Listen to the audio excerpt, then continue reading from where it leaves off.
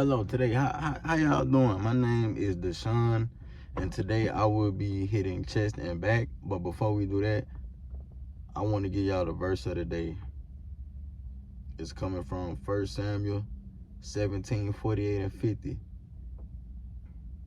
As the Philistines moved closer to attack him, David ran quickly toward the battle line to meet him. Reaching into his bag and taking out a stone, he slung it and struck the Philistine on the forehead. The stone sank into his forehead and he fell face down on the ground. So let's use the Philistine as a problem that we have in life. And let's use the stone as the thing that'll solve that problem that we have in life. So a lot of y'all want to use swords, knives, guns to fight our problems, but it's not flesh and blood that we fight against. It's spirits. We fight against spirits on a day-to-day basis. A lot of people don't really understand how spiritual this world is. Like an attitude. We call attitudes, but that might be a spirit. Because you got a spirit that came with attitude. The spirit hopped on you, gave you the attitude. Now you're looking at everybody crazy, talking to everybody crazy. So one thing we can learn from being in the spirit world is be more aware. Let's not get offended when somebody talk to us crazy, because that's just an attack that the devil, set up for you. And you don't want to always feed into what the devil got for you. You want to feed into what the Lord has for you, and that's the stone to fight against the Philistines. Oh my God. Oh my God. I finally got it. It clicked. Lord, thank you for that. But anyways, the Lord is always going to provide a stone for you to fight your Philistine. That's basically what I wanted to get you to understand. And that stone can be many different things, such as prayer. Well, I mean, honestly, that should be the main thing. But being consistent in prayer and having a deeper life with God will always help you be able to fight a spiritual warfare, especially if you're reading your Bible. You add praying to reading your Bible, them your stones right there. Now you got ammunition against the devil. Come on now. I might be a preacher. I need to go ahead and step on that pool pit. Alright, so this is the chest. Pre-workout. Back. Pre-workout. This is before I've touched any weights. I haven't touched any weights yet. I just walked in the gym, and I want to say this is like day 4 of my cut. But I'm trying to get shredded. I feel like I look good, but honestly, it's a spirit of body dysmorphia over me, because I don't feel like I look good at all. I think it's the comparison, because comparison kills. Don't compare yourself to anybody else. There's one thing you want to have in your bag, in your mind, when you're working out. When you start your fitness journey, you don't want to compare yourself to other people, because that'll kill your confidence. So take that page on my book. Please do not compare yourself to anybody else.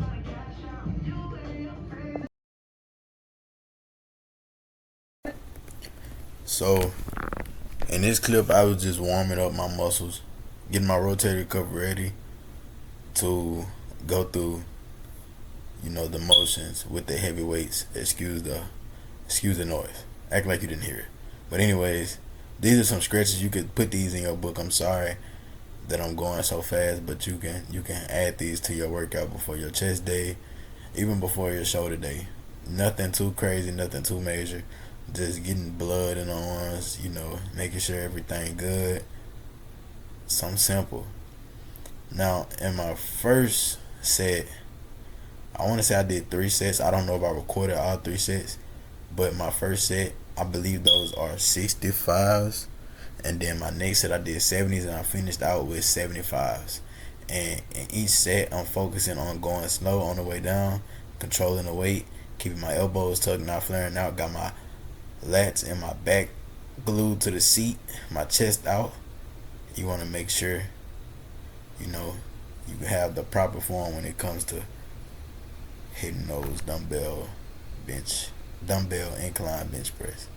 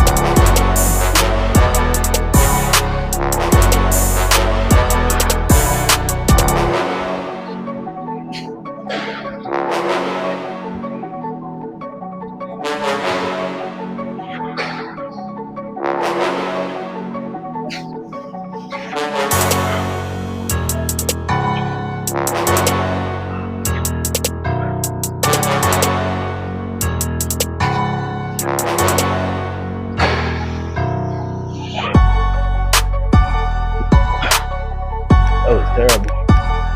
Oh, the last rep was disgusting. Like if I was on that last rep, my right arm wasn't as aligned as my left arm, and that kind of made me depend on my rotator cuff. You don't want to do that. It's terrible. You want to make sure your rotator cuffs are always in good shape, because it's really in this area. And it helps you rotate. It's a rotator cuff. You want to be able to use your arm and reach and slap and grab. You know, you don't want to be asleep and wake up and rotate it. In this clip, I clearly was just yapping about how to properly use the chest press machine. You want to make sure the seat is pushed all the way up and the lower part of the seat is pushed down to where the handles are about where your chest is. You want to poke your chest out. You want to make sure your back is kind of like stapled to the seat. And another thing you want to do is not have your arms going straight or flare them out. You want to tuck your elbows just like you was doing when you were on the doing the incline dumbbell bench press.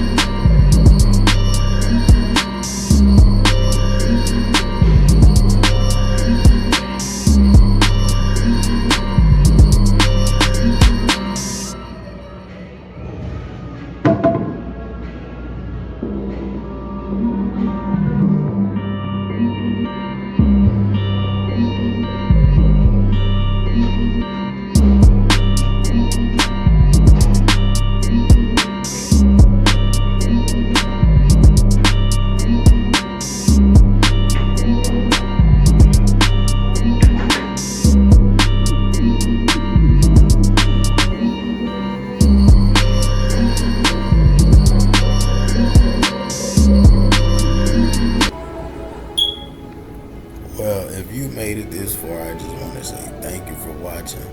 And I just want to ask, could you please like, comment, subscribe, share, pray, be closer to God, you know, do all the above.